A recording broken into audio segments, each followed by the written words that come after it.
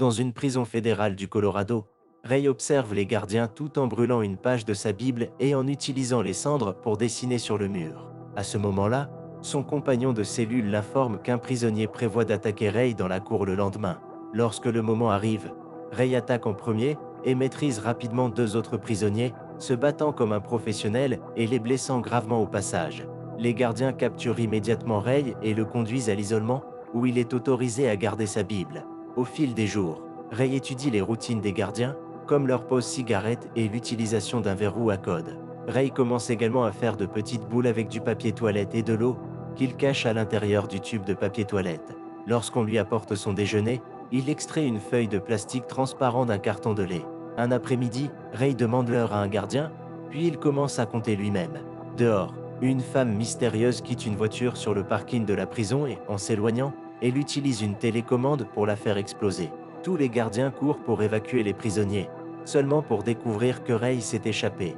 Le camion de pompiers se précipite pour éteindre l'incendie, et il est révélé que Ray est à bord déguisé en pompier, profitant de l'occasion pour s'échapper dans un véhicule conduit par ses amis Hush et Abigail, qui ont déclenché l'explosion. Il dépose Ray devant un magasin au bord de la route et lui donne une pièce de monnaie, que Ray utilise pour appeler un certain numéro et simplement dire le mot Showtime. Bientôt, Ray est entouré de policiers, et il est arrêté à nouveau, mais cela ne le dérange pas car son contact Lesté s'occupe déjà de cela. Plus tard en prison, Lesté explique qu'il et Ray travaillent pour une entreprise embauchée par le gouvernement pour s'évader des prisons et exposer les failles de leur système de sécurité. Ray s'est déjà échappé de 14 prisons et explique comment il a fait cette fois-ci. Il a étudié la disposition et les routines, découvrant un garage à incendie non sécurisé. Il s'est volontairement fait des ennemis pour être envoyé en isolement, où il a remarqué que la prison était sous-staffée et qu'il était laissé seul chaque fois que les gardiens partaient fumer. Ensuite, il a écrit une lettre pour son équipe, cachant le jour choisi pour s'échapper en code. Il a également placé la feuille de plastique sur le clavier pour obtenir les empreintes digitales du gardien et la récupérer en la cachant dans sa Bible.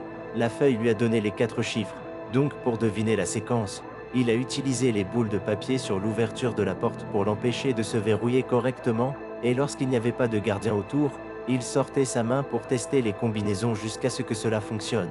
Pendant que les gardiens étaient dehors à fumer, Ray est sorti, a rembobiné les caméras de sécurité de quelques heures pour dissimuler son absence, puis a utilisé les conduits pour atteindre l'appartement des incendies juste avant qu'Abigail ne déclenche l'incendie. Maintenant, le directeur de la prison est agacé mais laisse partir Ray. Plus tard à Los Angeles, Ray est Dush avec quelques problèmes informatiques avant de rencontrer Jessica, une représentante de la CIA, qui lui fait une offre d'emploi. Elle explique que la CIA a créé une nouvelle prison dont l'emplacement ne peut pas être partagé avec Ray ou son équipe, mais s'il parvient à s'échapper, ils paieront 5 millions au lieu des 2,5 habituels. Ray accepte de le faire même si Abigail et Hush sont méfiants, et Jessica fournit à Ray une fausse identité, un terroriste en explosifs nommé Porto. Son contact dans la prison sera le directeur Marsh et Ray reçoit un code d'évacuation. Quelques jours plus tard à la Nouvelle-Orléans, Abigail et Hush s'inquiètent toujours du manque d'informations qu'ils ont sur cette prison, et convainquent Ray de porter un dispositif de suivi qu'ils injectent dans son bras. Ensuite, Ray va se tenir dans la rue pour être pris, mais il est soudainement tasé et jeté à l'arrière d'une camionnette. Pendant que le véhicule démarre, les hommes masqués scannent le corps de Ray et trouvent le traceur, alors ils le retirent immédiatement. L'ordinateur d'Abigail et Hush perd instantanément le signal de Ray en même temps que Ray est endormi par une injection. Plus tard, Ray se réveille à l'intérieur d'un hélicoptère en état de somnolence. Il regarde le gardien Drake battre un autre détenu avant de le poignarder et de le jeter hors de l'hélicoptère. Puis Drake remarque que Ray est réveillé et ordonne à ses hommes de le rendormir. Lorsque Ray se réveille à nouveau, il est enfin en prison, mais ce n'est rien de ce qu'il a jamais vu auparavant. Toutes les cellules sont des cubes en plexiglas suspendus dans l'air, et les gardiens portent des masques noirs pour cacher leur identité. Il y a aussi une énorme sphère avec une caméra qui se déplace pour surveiller les prisonniers. Maintenant qu'il est éveillé, Ray est conduit à voir le directeur, un homme à Bob. Inquiet parce que ce n'est pas le directeur qu'on lui avait décrit, Ray donne son code d'évacuation, mais Hob ne sait pas ce que cela signifie et s'en moque. Plus tard, lorsque tout le monde est sorti de leur cellule pour une pause, Ray observe comment les gardiens n'hésitent pas à brutaliser quiconque ne leur obéit pas. Les combinaisons des sauteurs de prison ont un code spécial et sont scannées à chaque porte. À ce moment-là, Hob prononce le nom de l'identité factice de Ray à travers les haut-parleurs, comme s'il annonçait sa présence. Après avoir regardé un autre homme se faire battre, Ray est approché par des voyous qui veulent profiter du nouveau venu, mais Ray casse immédiatement la main du chef et le frappe. Avant que les autres ne réagissent, le prisonnier Emile leur dit de reculer. Emile tente de se lier d'amitié avec Ray et explique qu'il travaillait autrefois pour Mannheim, un homme puissant qui volait aux riches pour donner aux pauvres. Mannheim est un homme recherché, mais Emile refuse de dire quoi que ce soit à Hob. Cependant, Ray se moque de l'histoire d'Emile. Pendant ce temps, Hob réprimande Drake pour avoir tué cet homme, car c'était une capture pour un client, impliquant que beaucoup de gens ici ne sont pas criminels et qu'ils se sont simplement mis à dos quelqu'un. Il est également révélé qu'il a le livre que Ray a écrit. Le reste de la journée, Ray continue d'étudier la disposition de la prison et le comportement des détenus, remarquant notamment les prisonniers musulmans qui prient toujours même s'ils ne peuvent pas voir le coucher du soleil. Emile remarque que Ray observe tout et souligne qu'il est le gars à solliciter pour des faveurs. Alors Ray explique qu'il doit entrer dans la zone d'isolement.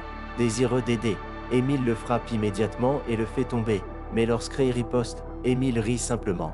Ensuite, Ray commence à le frapper plus fort et une véritable bagarre éclate jusqu'à ce que les gardiens viennent traîner Ray et Emile vers la zone d'isolement. Les cellules d'isolement sont de petites boîtes en métal avec des lumières éblouissantes sur le côté, qui torturent les prisonniers avec une chaleur insupportable.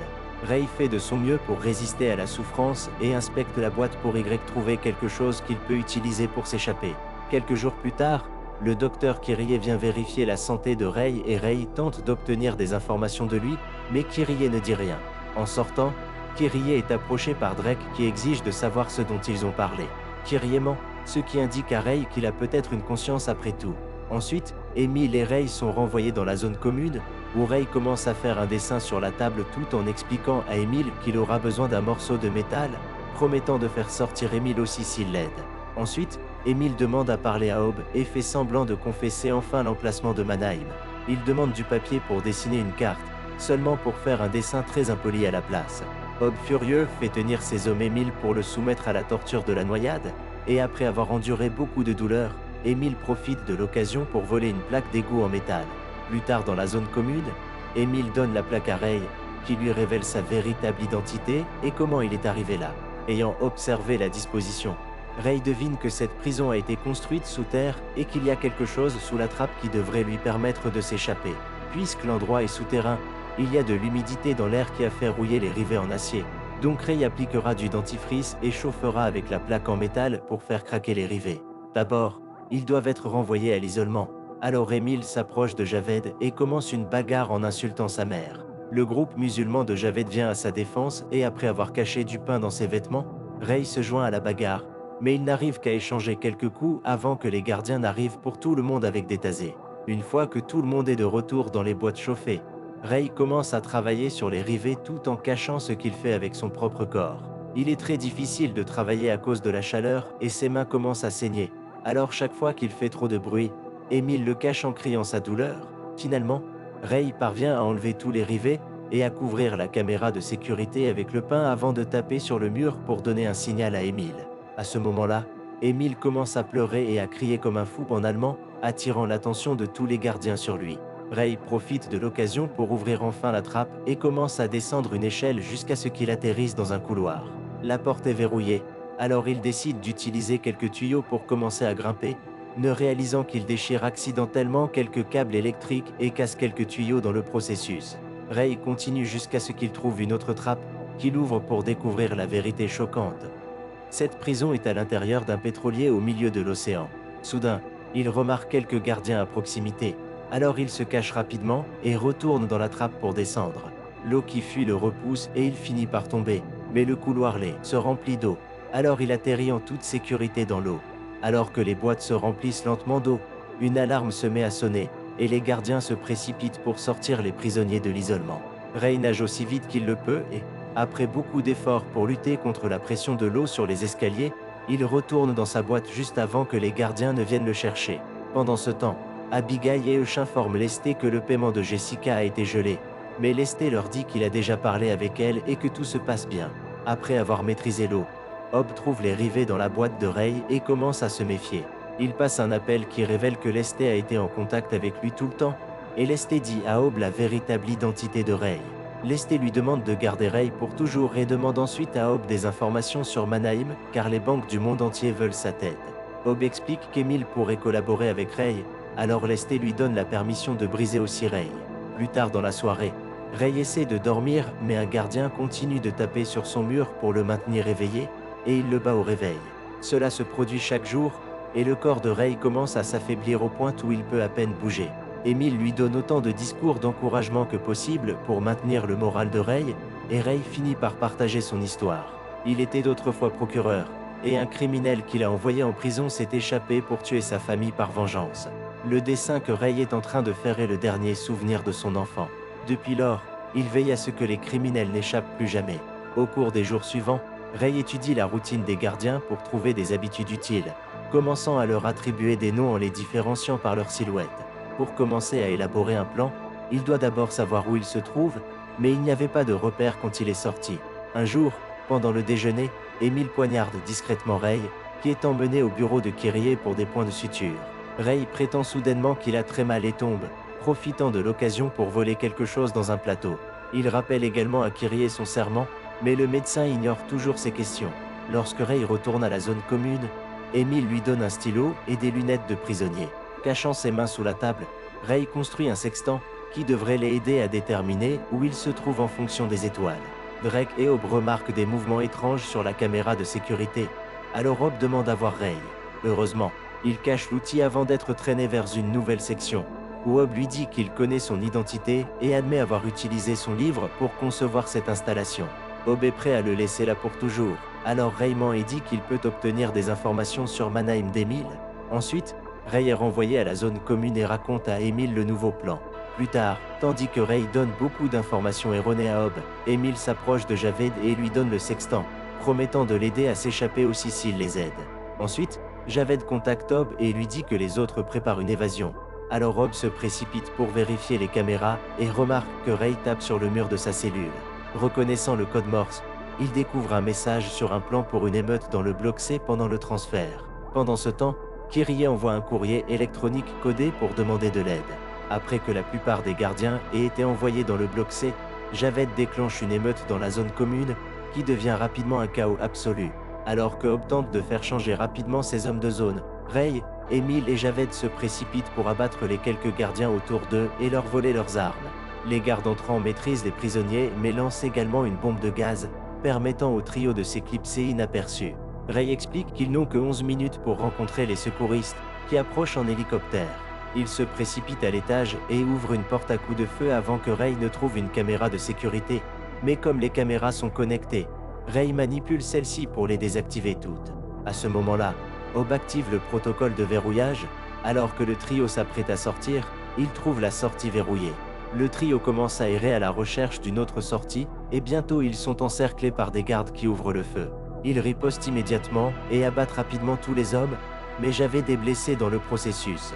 D'autres gardes arrivent, alors Emile et Ray traînent Javed en courant pour se cacher derrière une autre porte. Ray réalise qu'ils ont été repérés par un détecteur de mouvement. Alors il le désactive pendant qu'un Hob furieux le nargue à travers les haut-parleurs. Ensuite, Ray décide qu'il doit trouver la salle des machines pour couper le courant. Alors il donne son pistolet à Javed et lui dit à lui et à Emile de prendre les escaliers. Après le départ de Ray, Javed admet qu'il n'y arrivera pas. Alors il prend aussi le pistolet d'Emile et lui demande de continuer sans lui. Peu de temps après, Emile part également, Javed est entouré par des gardiens et, courageusement, il s'assure de les abattre tous avant d'être abattu par un tireur caché. Lorsqu'Hob le trouve, Javed prononce ses dernières paroles à son dieu avant d'être tué. Pendant ce temps, Drake part à la recherche de Ray dans la salle des machines. Ray saute et court pour esquiver les balles de Drake, puis il parvient à le surprendre par derrière.